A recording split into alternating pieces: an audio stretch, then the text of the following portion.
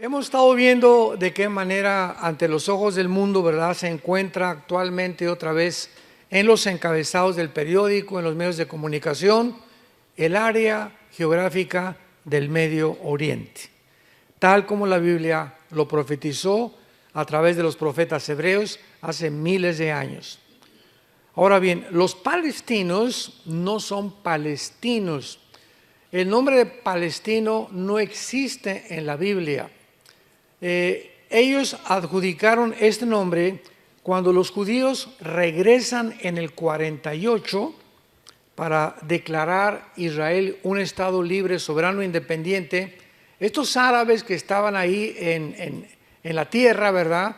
Palestina, acordémonos que fue el nombre que un emperador romano le dio a la tierra de Israel para cambiarle el nombre de Israel.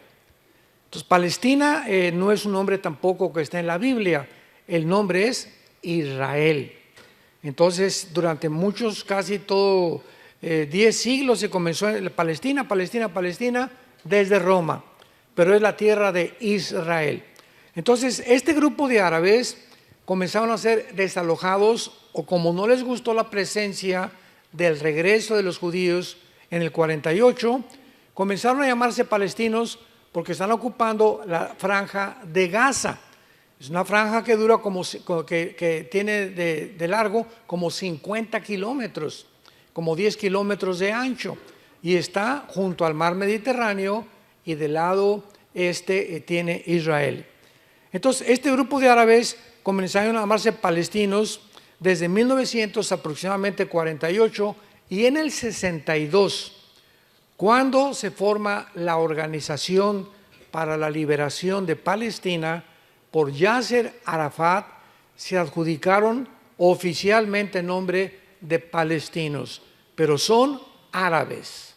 O sea, no existe un grupo, existe Edom, Moab, que son la tierra de Jordania, los cananeos, filisteos, amorreos, etcétera, etcétera, pero no encontramos la palabra Palestina.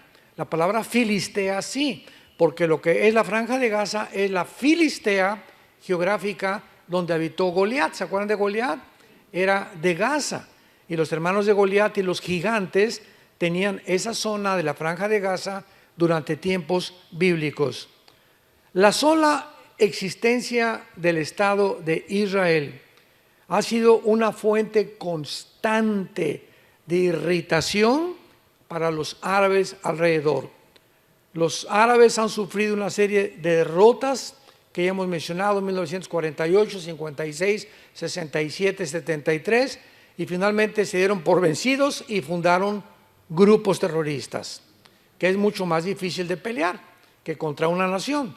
Ahorita los judíos, al entrar a Gaza, pues los de Hamas usan el uniforme cuando hacen sus desfiles, pero cuando están en Gaza se visten de civiles para confundirse como civiles, y cuando matan a estos asesinos les llaman víctimas y civiles, y la mayor parte son de Gaza disfrazados de civiles. Qué difícil es pelear con un ejército que no trae un uniforme, porque no sabes quién es quién, y es el dilema que se enfrentan también actualmente los judíos. Después los árabes inventaron la intifada, más bien el grupo terrorista de Hamas. La palabra intifada significa guerra santa, o sea, ellos le llamaban santa porque creían que Alá les había mandado en el Corán rescatar a Israel, era de ellos, y han declarado el exterminio de la raza judía.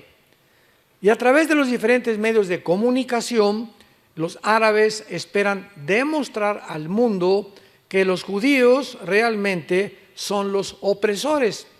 Y hasta este momento, desde 1948 hasta nuestros días, los judíos nunca han iniciado una guerra.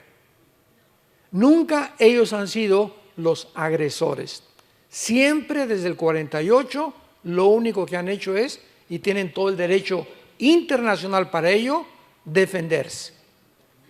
Esto es muy importante porque mientras continúan sonando actualmente los tambores de guerra en esta área conflictiva, los Estados Unidos es la única nación que ha tratado desde 1948 porque Estados Unidos ganó la guerra, la Segunda Guerra Mundial, y obtuvo la supremacía política, económica y militar del mundo desde hace casi 75 años, han tratado de intervenir para que haya paz en el Medio Oriente.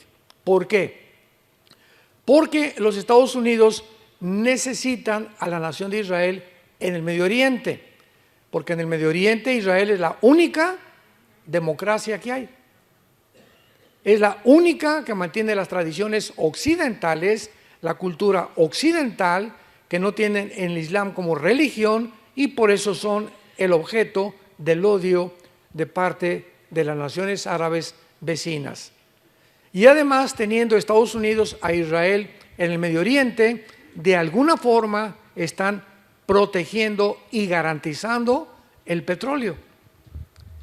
El día que Estados Unidos caiga, que ya no tarda en suceder, Israel, como dice la Biblia, se van a quedar completamente solos. Y entonces va a venir la guerra de Ezequiel 38, a las otras naciones árabes, y se va a convertir el mundo verdaderamente en un caos.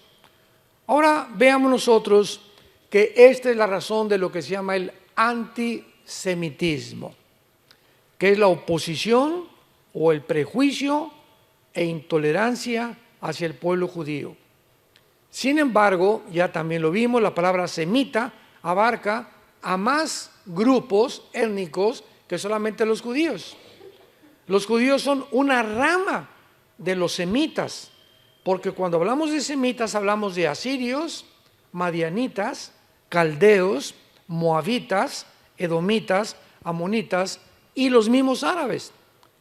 Desgraciadamente el semitismo debería ser definido como una oposición a todos los semitas, pero no es así, solamente es a los judíos, cuando la misma etimología de la palabra demuestra que no es correcto su uso.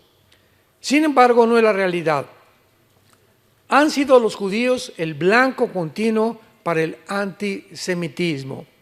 Hitler nadie puede explicarse, ningún geólogo, antropólogo, sociólogo, psicólogo han podido entender por qué Hitler, teniendo guerra contra Rusia, contra Stalin, contra Inglaterra, Canadá y Estados Unidos, ¿por qué de repente en medio de la guerra Hitler se vuelve contra un pueblo que no tenía nación, no tenía armas, no tenía comida, no tenía absolutamente nada? Era un pueblo étnico que se llamaban los judíos. ¿De dónde sacó Hitler que este grupo pequeño que había en Europa eran enemigos más importantes que Rusia, que Inglaterra y que Estados Unidos? ¿De dónde sacó esa idea? ¿Qué fue el odio que produjo dentro de Hitler volverse a este grupo étnico al grado que se volvió loco e ideó lo que se llama la solución final? Y le mandó, ¿verdad?, a Himmler, al SS, a los grupos de exterminio que él formó, que hicieran campos completamente llenos de, en Auschwitz, ¿verdad?, para poder exterminar, donde agarraban trenes y levántense a todos los judíos de todo lo que encuentren en Alemania, métanlos a los trenes y llévenlos a los campos de concentración. Y los judíos creían que pues iban a estar ahí prisioneros y que no entendían tampoco por qué los llevaban a esos campos. Ahí al llegar a los campos, la mayor parte de ellos se murieron de hambre.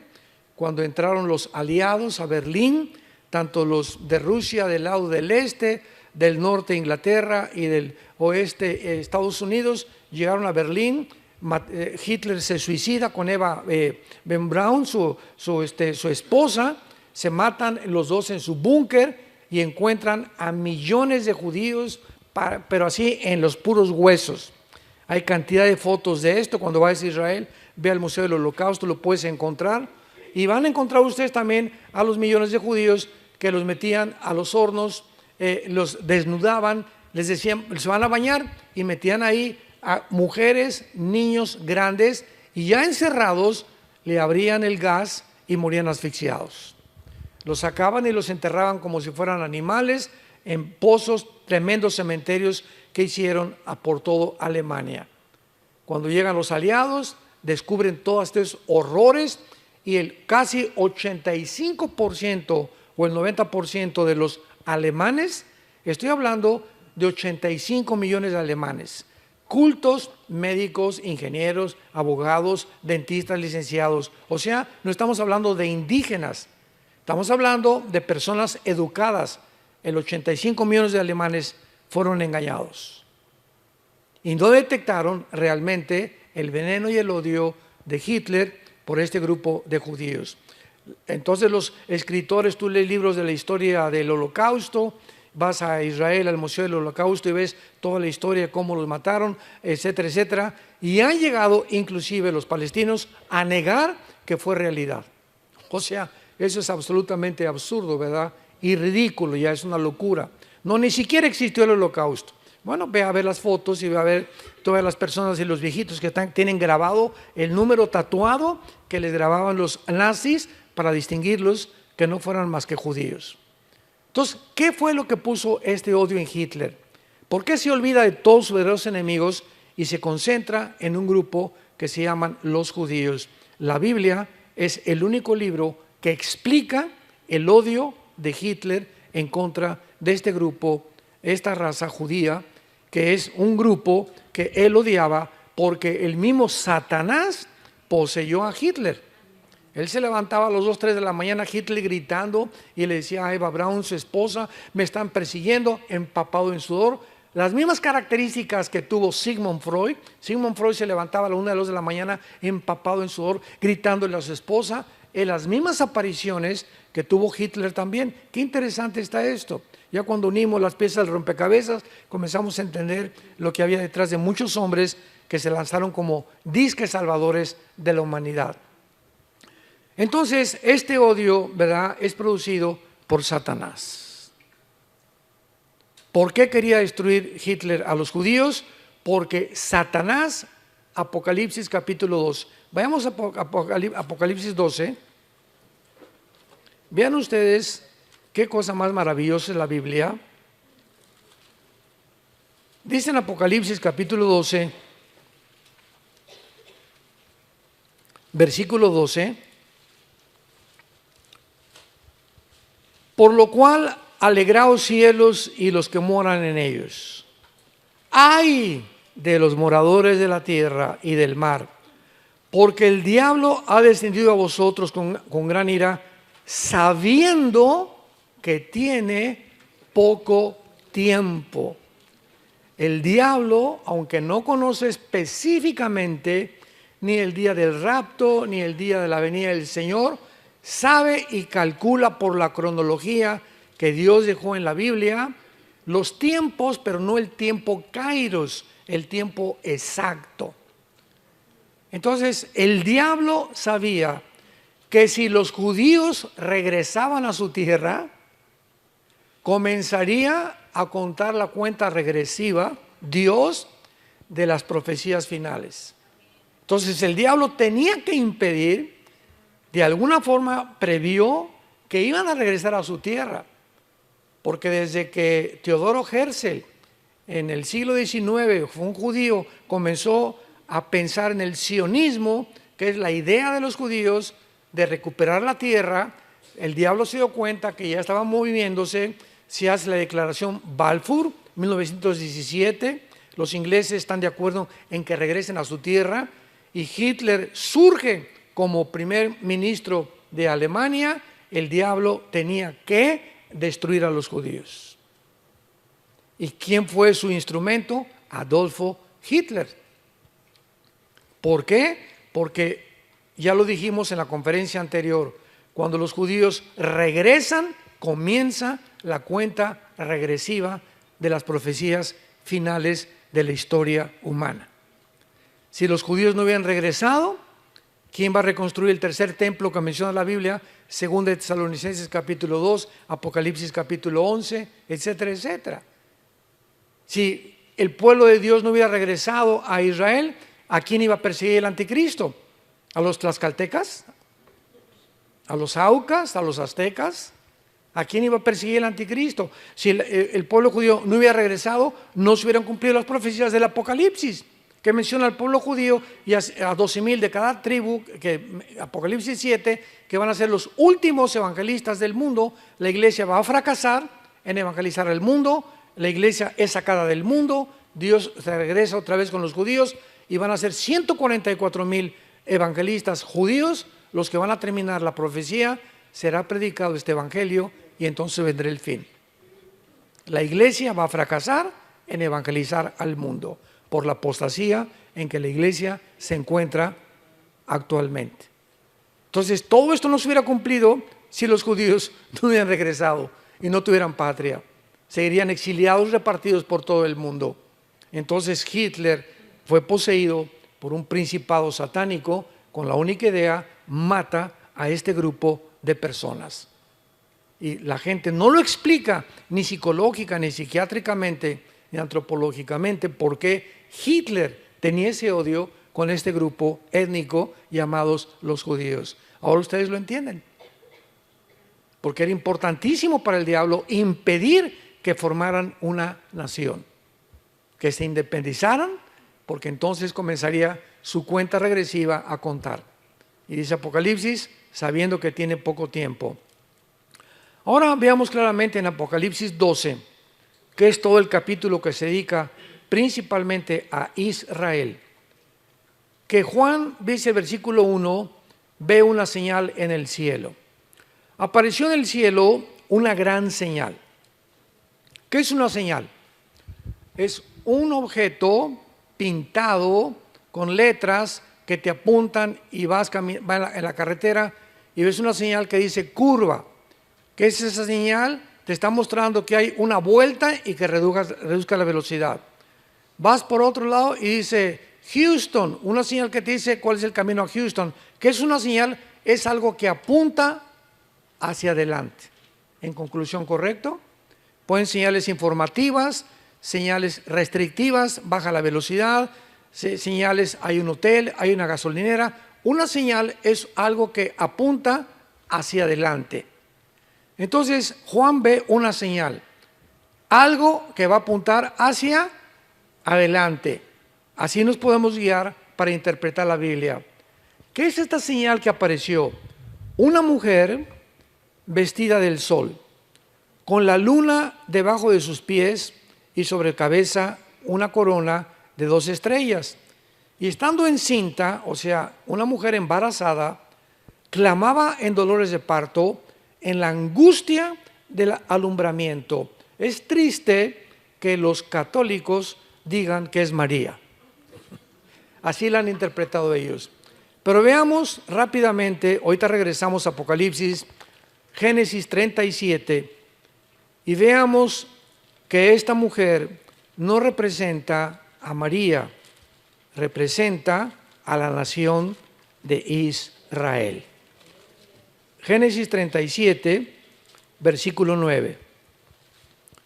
Soñó otro sueño, está hablando de José, soñó otro sueño y lo contó a sus hermanos diciendo: he aquí que he soñado otro sueño, he aquí que el sol y la luna y 11 estrellas se inclinaban a mí. ¿Se dan cuenta, hermanos, que la Biblia no se interpreta, no es de interpretación privada?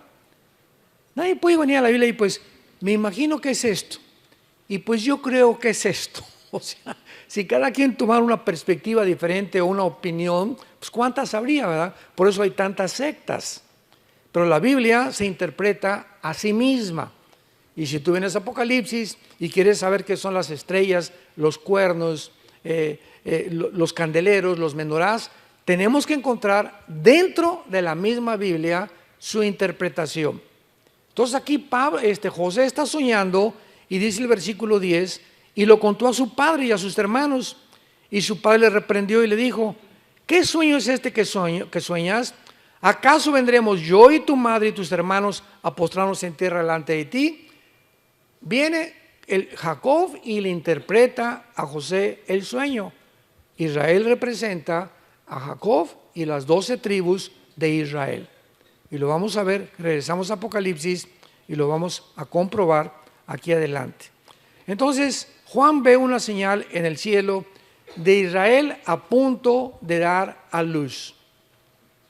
Y apareció otra señal, un gran dragón escarlata que tenía 7 cabezas y 10 cuernos, y en sus cabezas 7 diademas.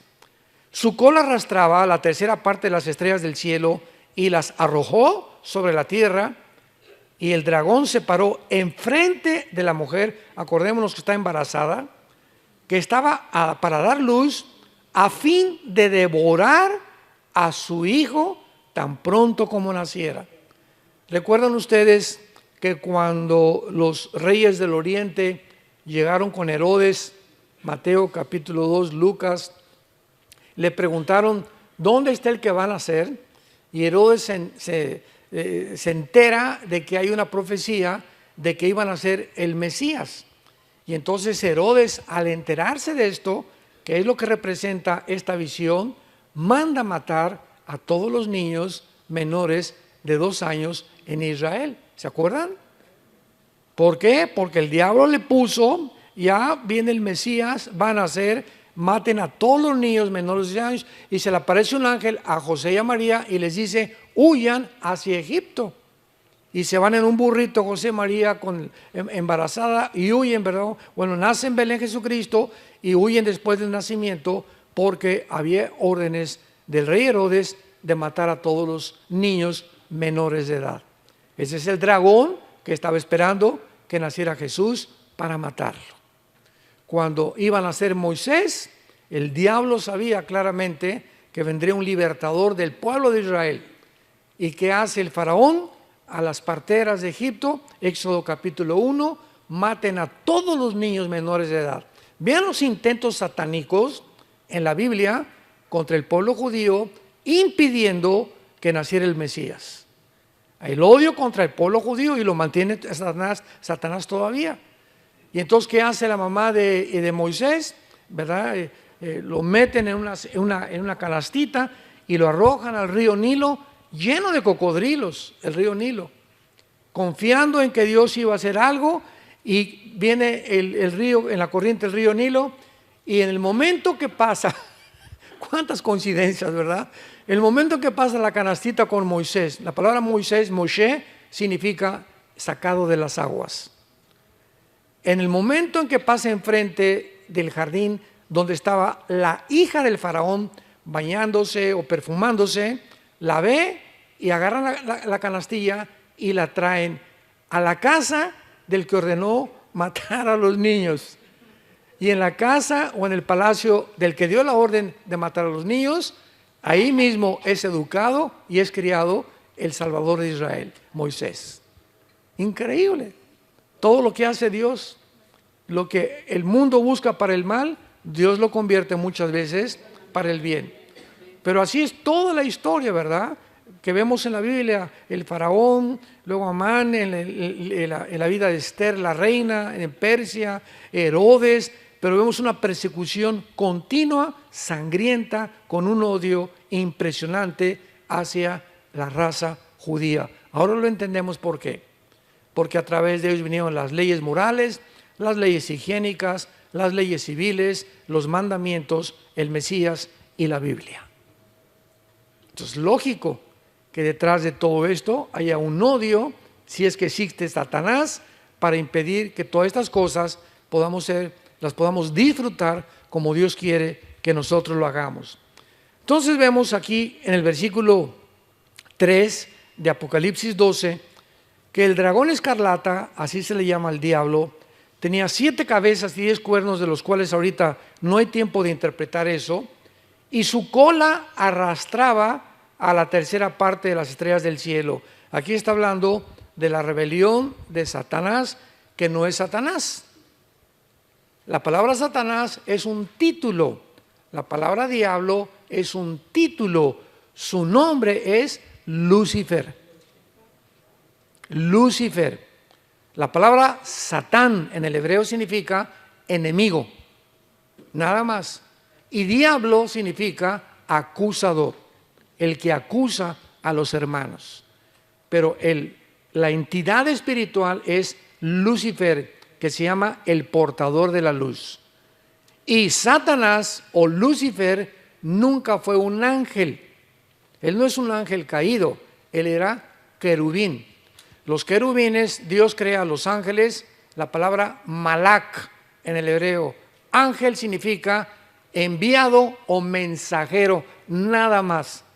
Los ángeles son los mensajeros a quienes Dios manda a este planeta desde el tercer cielo a traer mensajes a los hombres. Como Gabriel se le aparece a Daniel, Gabriel fue el que se le apareció a la Virgen María, etcétera, etcétera. Y los querubines es otro rango angelical que están arriba de los ángeles, jefes de los ángeles, que están en el trono de Dios. Y arriba del trono de Dios hay otro tipo de criaturas que se llaman serafines, que significan los que arden y los que dicen santo, santo, santo es el nombre del Señor. Isaías capítulo 6 del 1 al 5. Todos los serafines no se mueven de ahí. Los querubines, que era Satanás, él protegía el trono de Dios. Querubín protector está en Ezequiel 28, toda la creación de Lucifer. Y pregunta, ¿por qué se le llama querubín protector si el pecado no había entrado?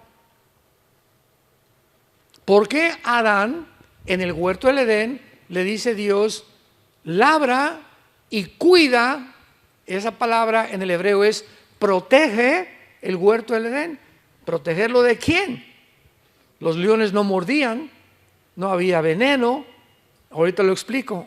Qué interesante, ¿verdad? ¿Nunca se han hecho esas preguntas? ¿Por qué nunca me las hacen? Ya cuando comenzamos a rascar la Biblia hay 1500 preguntas. Un cristiano que no tenga preguntas no lee la Biblia. En primer lugar, cuando Dios crea a los ángeles allá en el cielo, a los querubines, creó Dios a todas las criaturas con el potencial que pudieran revelarse. Cuando Dios creó el universo, Dios tenía 3 opciones. 1, no crear nada. Nada, así podía existir el Padre, el Hijo y el Espíritu Santo por los siglos de los siglos, porque Dios no necesita nada ni nadie. Número 2, crear criaturas que nunca se rebelaran, que nunca tuvieran la opción de volverse en contra de Él. Y número 3, Dios consideró en su sabiduría crear criaturas, tanto ángeles como seres humanos, que tuvieran la opción de escoger rebelarse voluntariamente contra Él. Vamos por orden. Número 1, filosóficamente no se puede comparar la nada con lo algo, que fue el clamor de Job en el capítulo 1 y 2 de Job, ¿se acuerdan? Job estaba tan alto, dijo, Señor, ¿por qué no morí al nacer? ¿Para qué nací? Hubiera mejor sido un aborto, dijo Job. ¿He nacido para sufrir? ¿Para eso me trajiste al mundo? Él quería comparar que hubiera sido mejor no existir a existir. Más adelante se lo explica a Dios. Entonces está descalificada la primera opción porque no puedes compararte nunca que la nada es mejor que lo algo. Número 2, si Dios hubiera creado un universo con criaturas que nunca hubieran tenido la opción de pecar, hubiéramos sido robots.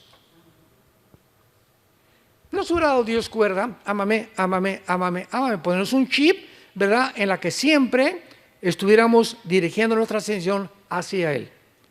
Y en tercer lugar, Dios optó por crear criaturas que tuvieran la libertad de escoger entre el bien y entre el mal voluntariamente y finalmente juzgar a las personas que le rechazaron con las evidencias que Él dejaba para que pudiera haber un universo de criaturas que le amaran voluntariamente.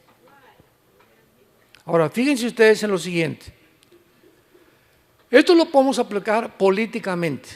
Si en un país solamente hay un candidato, como está pasando en todos lados, porque es un circo que hay otros candidatos, ya sabemos quién va a ganar, ya están apartados los que van a ganar.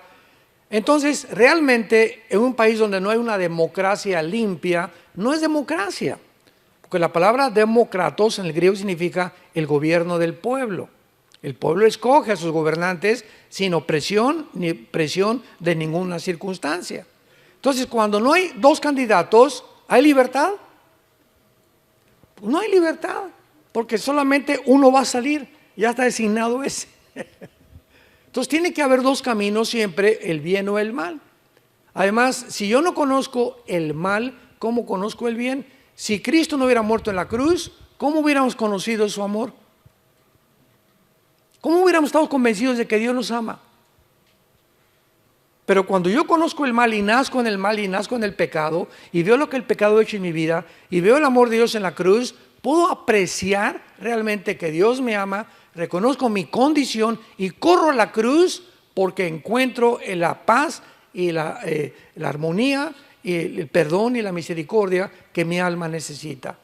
Porque de tal manera amó Dios al mundo que dio. ¿En dónde demostró Dios su amor? Nos mandó palomitas del cielo.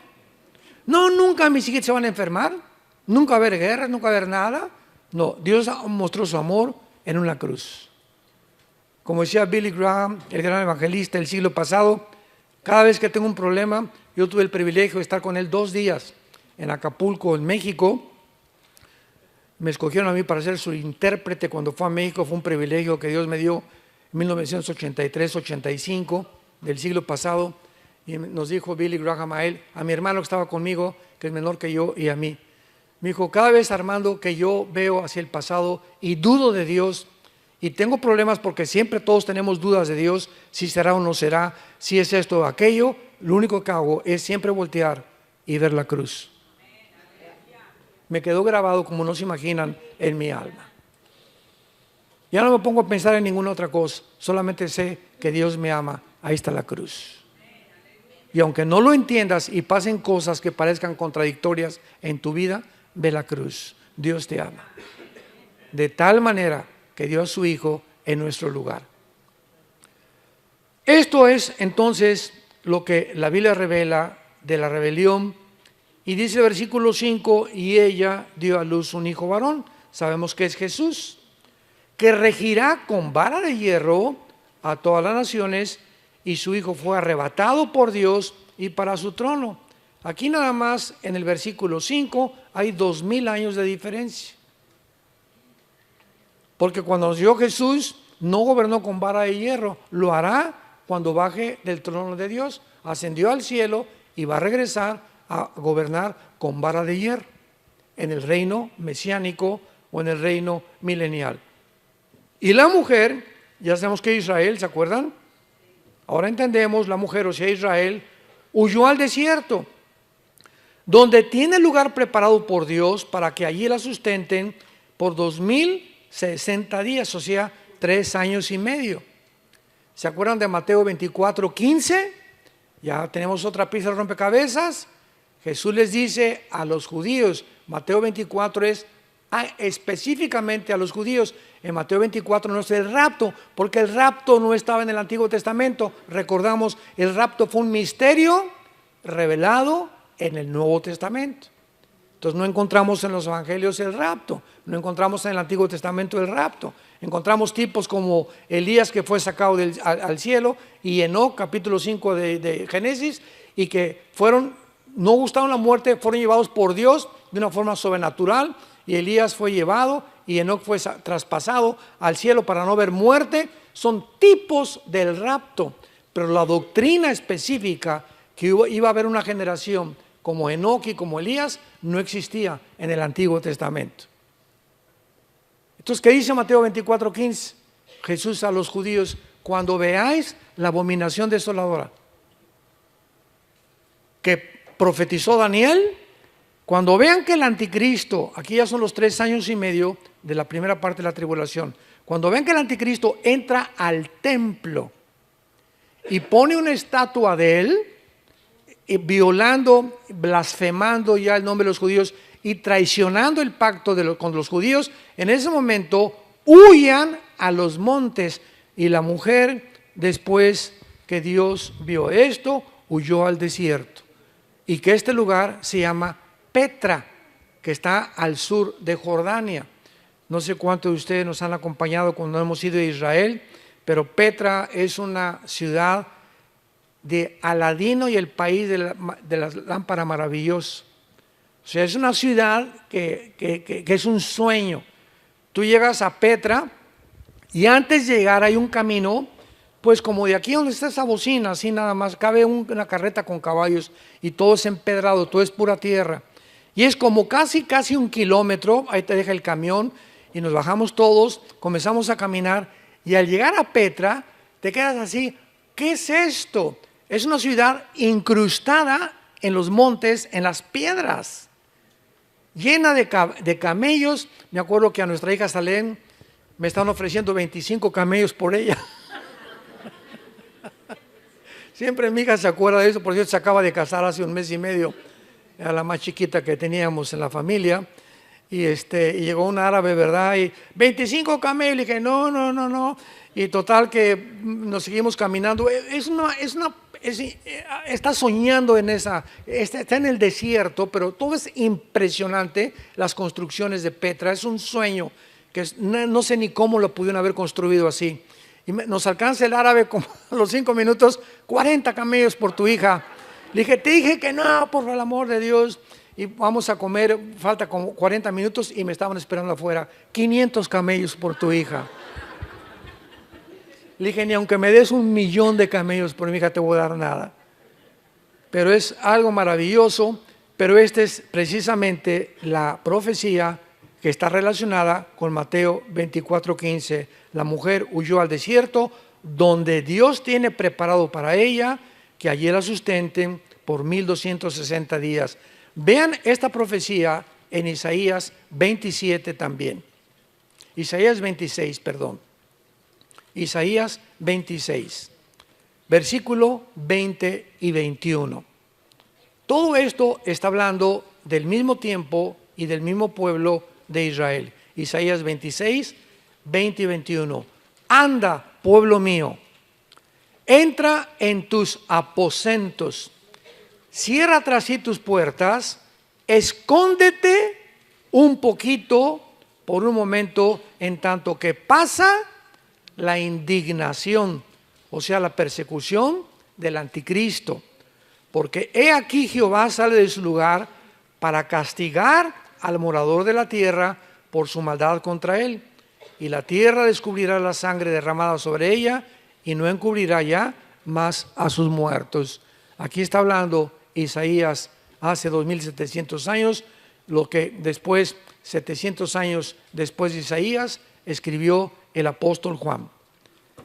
Y en penúltimo lugar, aquí mismo en Apocalipsis 12 regresamos, que van a estar protegidos los judíos, o un remanente de los judíos, por 42 meses, o tiempo y tiempo, si la mitad de un tiempo, o 1260 días. Y va a ser en ese tiempo, ya estamos al final de la tribulación, cuando hubo una gran batalla en el cielo. Miguel y sus ángeles luchaban contra el dragón, y luchaban el dragón y sus ángeles, pero no prevalecieron, ni se halló lugar para ellos en el cielo. Y fue lanzado fuera el gran dragón, la serpiente antigua que se llama Diablo y Satanás, el cual engaña. ¿Cómo termina la Biblia? Que el mundo seguirá siendo engañado, como actualmente. Ya no saben quién es el bueno, quién es el malo, quién es hombre, quién es mujer, si la vacuna es buena, si la vacuna es mala, si ese gobierno, si aquel gobierno. El mundo está en tinieblas, está en un caos el mundo entero, sumergido en una confusión, una falsa de identidad impresionante.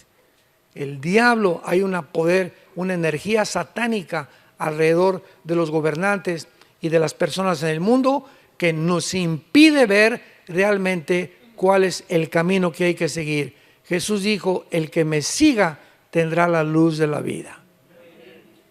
La única luz, no hay otra, la única luz que hay en el mundo es esto.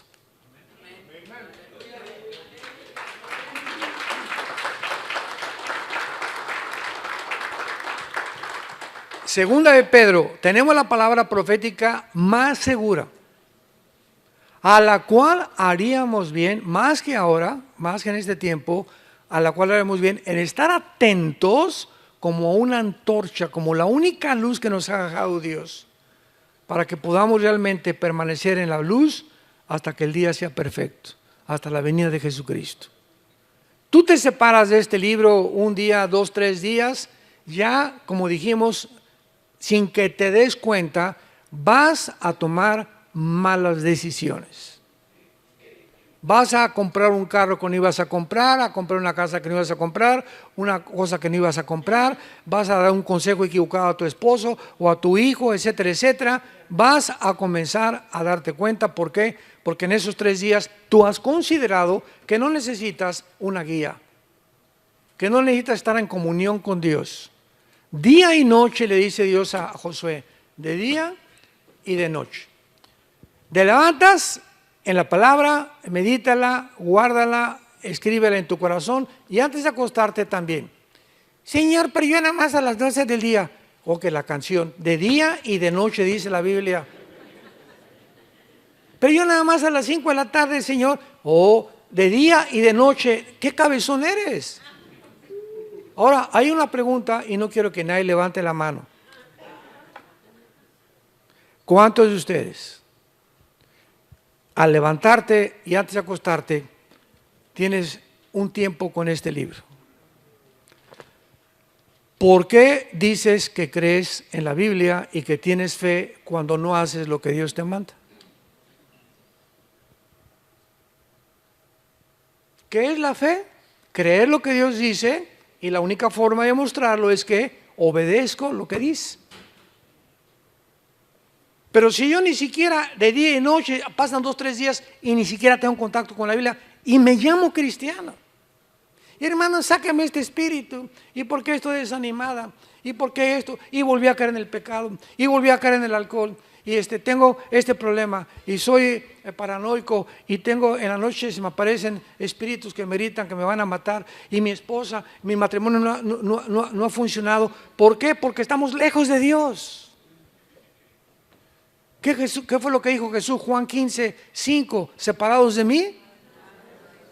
Cero.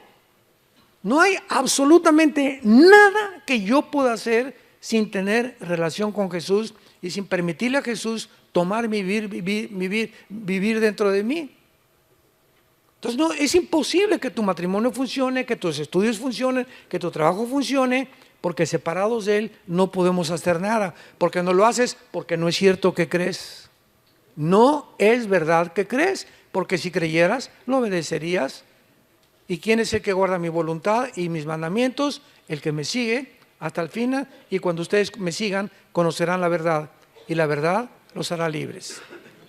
Tenemos que, más que nunca, santos de Dios, en este tiempo, vivir cerca de Dios.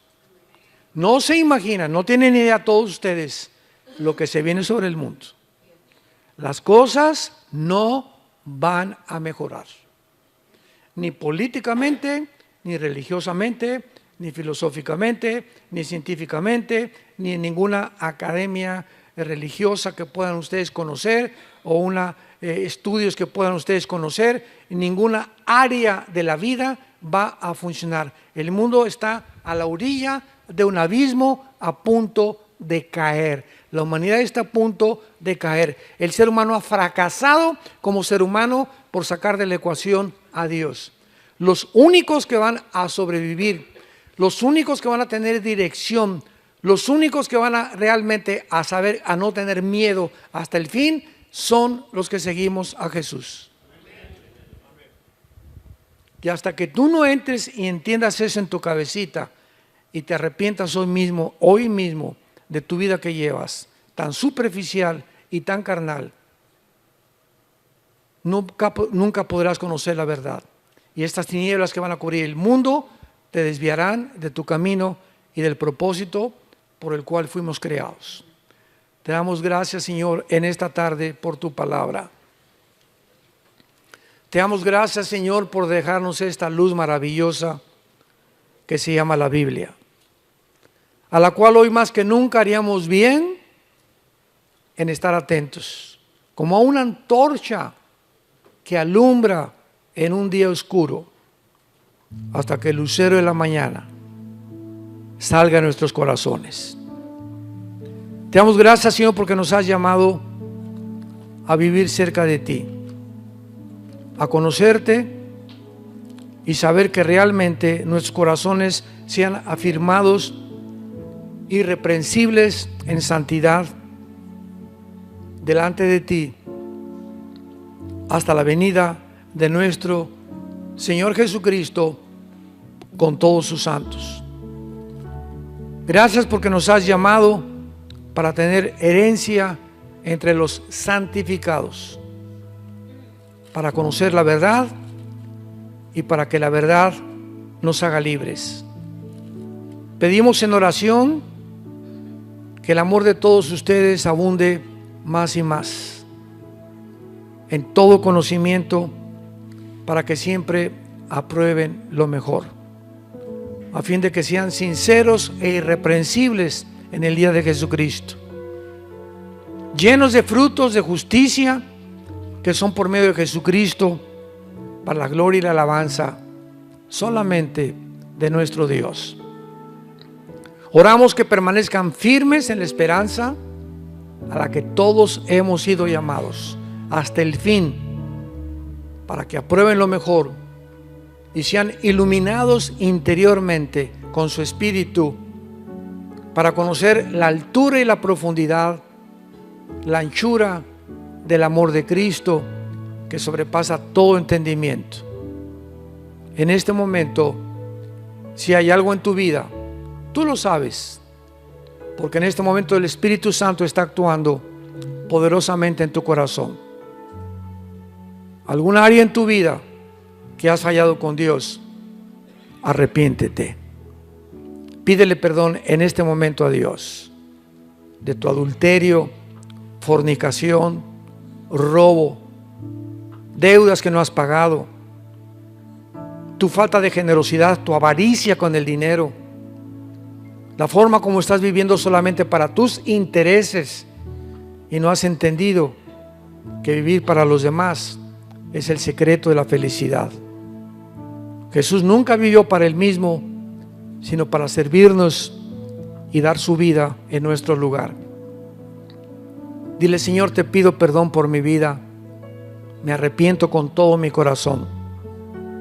Muéstrame en este instante todas esas áreas oscuras de mi vida, esos cuartos en mi vida que no te he permitido entrar, eso que yo creía que eran secretos en mi vida, tú los conoces, y tú no puede haber secretos para ti. Tú conoces todas las cosas de mi vida, no te puedo esconder nada. Escudriñame, Dios, con tu espíritu, porque quiero vivir para ti una vida de santidad irreprensible hasta la venida de Jesús, mi bendito Salvador. Te pedimos, Señor, por Israel. Oramos por los líderes de Israel, que les dé sabiduría para estos dilemas que están enfrentando. Te pedimos por el pueblo palestino, que ha sido víctima de un grupo terrorista que los ha atemorizado y usado como escudos, como carne de cañón, para justificar sus fechorías ante el mundo entero. Te pedimos por el presidente de Estados Unidos, Joe Biden. Señor, dale sabiduría. Guárdalo, Señor, y que tomen decisiones que bendigan a tu pueblo. Te pedimos por cada nación del continente americano, por los líderes mundiales, que haya luz, Señor, que puedan ver realmente la realidad y volverse a ti con todo su corazón, porque te lo pedimos y te damos las gracias en el nombre de Jesús. Amén.